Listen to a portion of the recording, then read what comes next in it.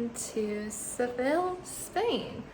I arrived here yesterday, so today's my first full day. I'm here for just over a week, and so that means I have a good amount of time to explore Seville and some surrounding areas. If I don't seem chipper, I just have a lot going on in my head right now. Just like with external stressors, is nothing with this trip.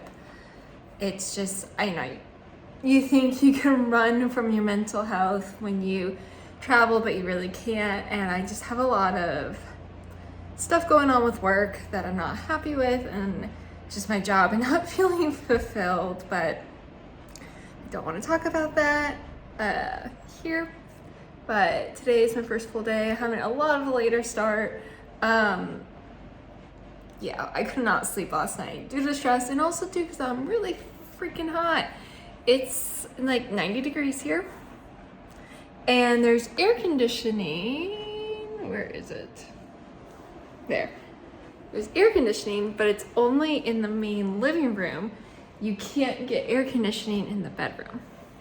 So needless to say, about 2:30 in the morning, I took the mattress and I put it into the living room and I slept here. But I still couldn't fall asleep until after 4. So anyway, we're gonna walk around a bit, see what we can get up to. I only have a few hours because it's already super late. I'm really disappointed in myself, really upset with myself. But yeah.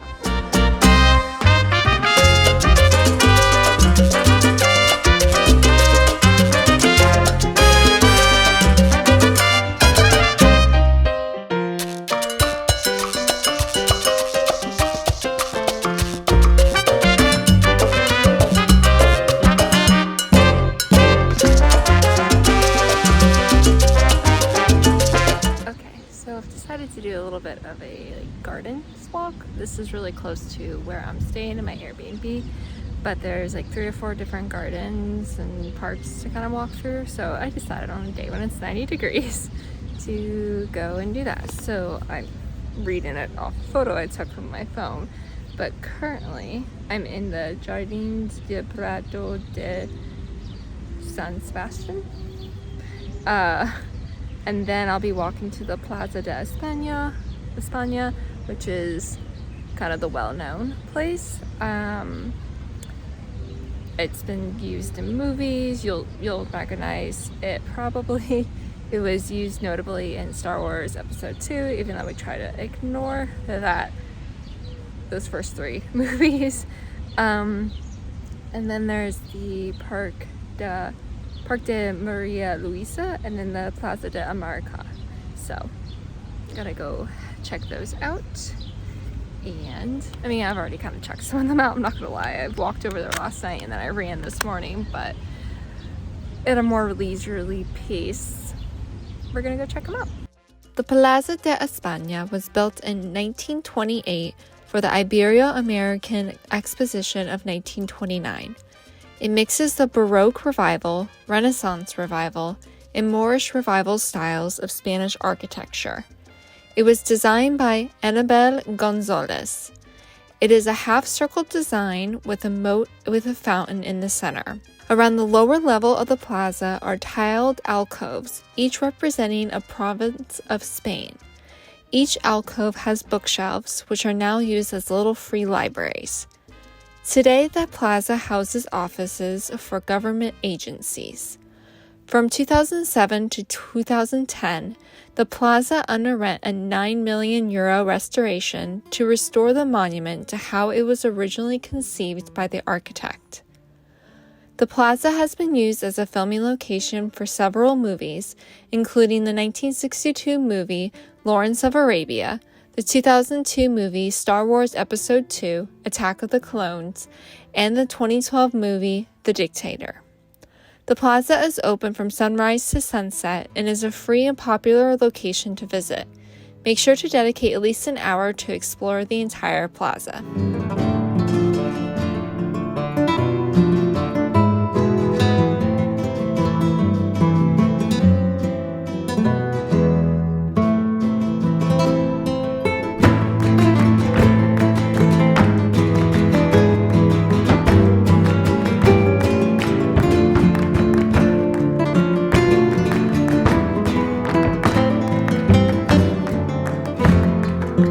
Just outside the plaza is the Parque de Maria Luisa and the Plaza de America.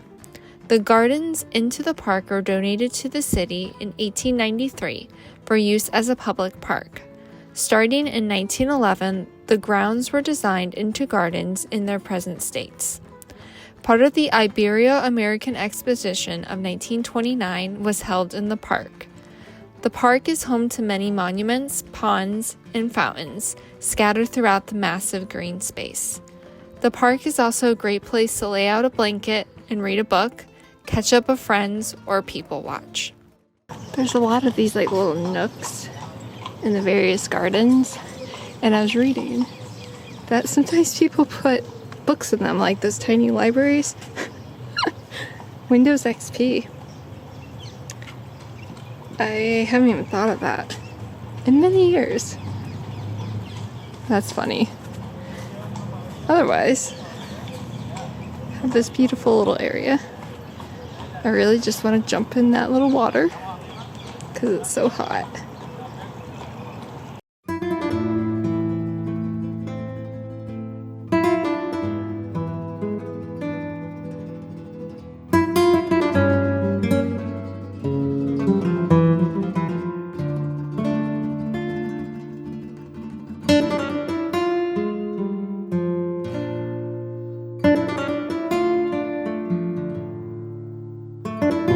The Torre del Oro is a watchtower erected by the Almohad Caliphate to control access to Seville via the Guadalquivir River. It was constructed in the first part of the 13th century and served as a prison during the Middle Ages. Today, the tower houses a museum with various navigational instruments and models. You can also go to the top of the tower and get a nice view of Seville below. It's €3 for adults to enter, but there is free admission on Mondays.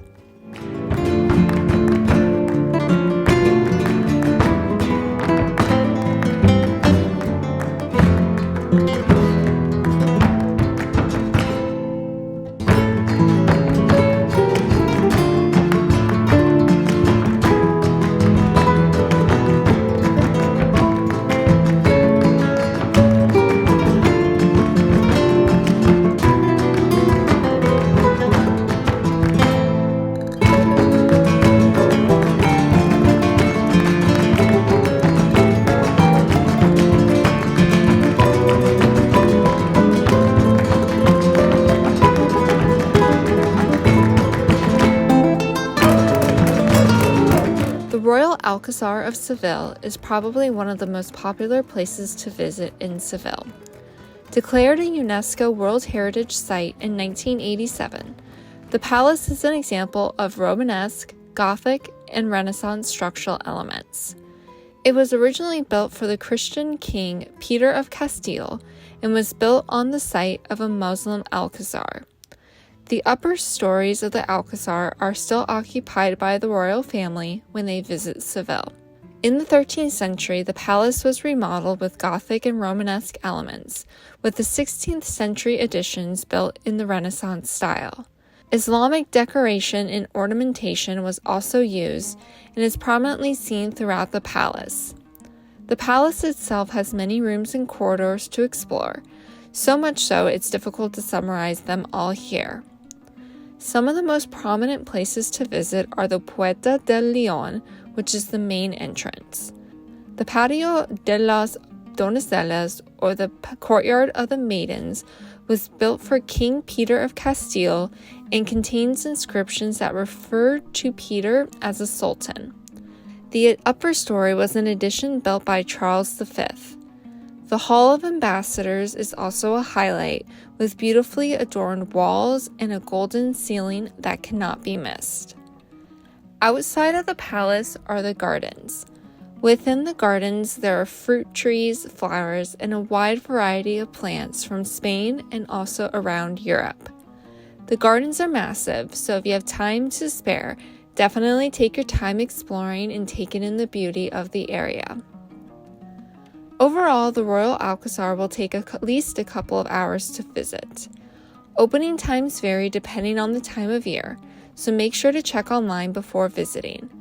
General admission for adults is €13.50, but if you would like to add a visit to the royal bedroom, it is an additional €5.50 per person. Just a note, I found it tricky to find the entrance to the Alcazar. It may have been a me problem, but Google Maps had me take a roundabout route to get inside, so I'd suggest leaving a few minutes earlier than you probably would leave, just in case.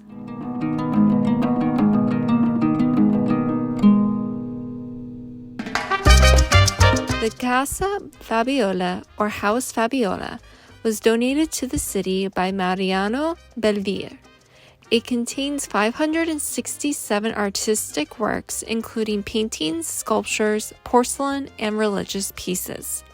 There's multiple levels to take in all of the various pieces. When I visited, it was pretty quiet, so I was able to take my time and didn't feel rushed. While I don't feel that this is a must visit for everyone who comes to Seville, art lovers should add this to their itinerary. Entry was only a few euros. The Setas de Sevilla, or the Mushrooms of Seville, is a wooden structure in the old quarter of Seville. It was completed in April 2011 and claims to be the largest wooden structure in the world. There are 5 levels which offers cultural, leisure, and historical experiences of Seville. You can go up to the top of the structure for a unique view of the city. You can even go up in the evening for a little extra and experience the light show that takes place at regular intervals during the evening. Instead of heading to the top, I headed downstairs to the Antiquarium. For only €2, you're able to see remains from the Roman period and also from the 12th and 13th centuries. Additionally, the site has artifacts from the Middle, Modern, and Contemporary ages. It may not sound the most interesting, but trust me, it was really cool being able to see these sites protected right in the middle of a busy city like Seville.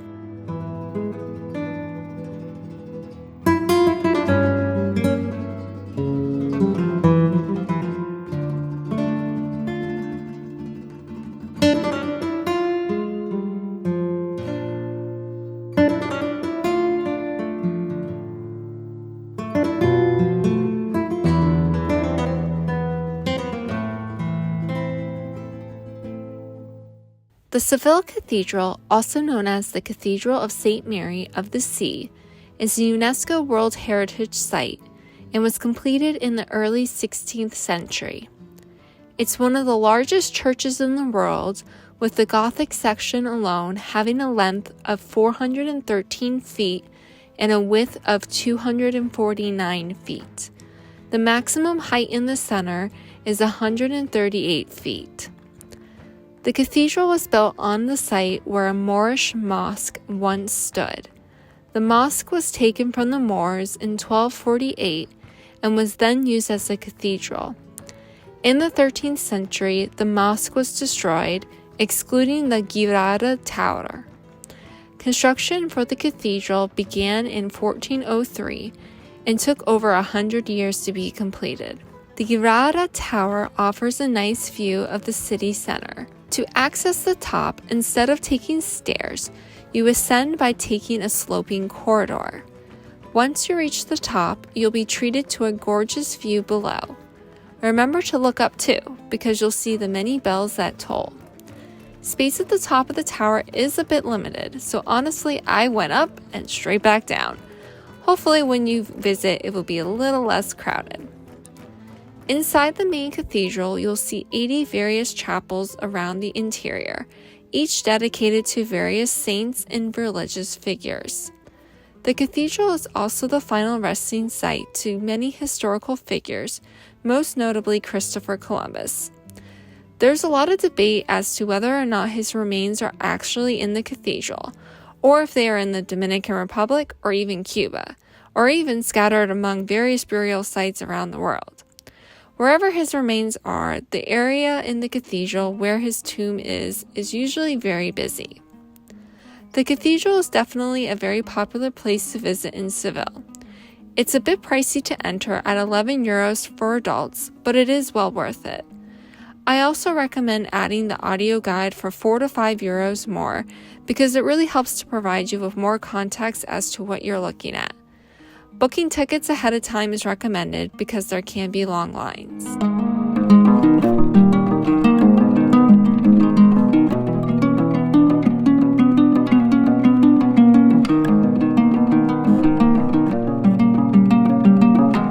If you have a few minutes after visiting the cathedral, I recommend you hopping over to the Church of the Divine Savior.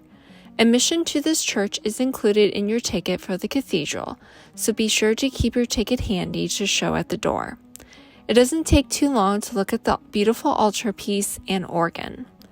The church was built on a site where a mosque stood during the Moorish period, but it was demolished in 1671. A new church was built and completed in 1712. When I visited, the music piped in over the loudspeakers was kind of comically loud, so hopefully it won't be quite as loud when you visit.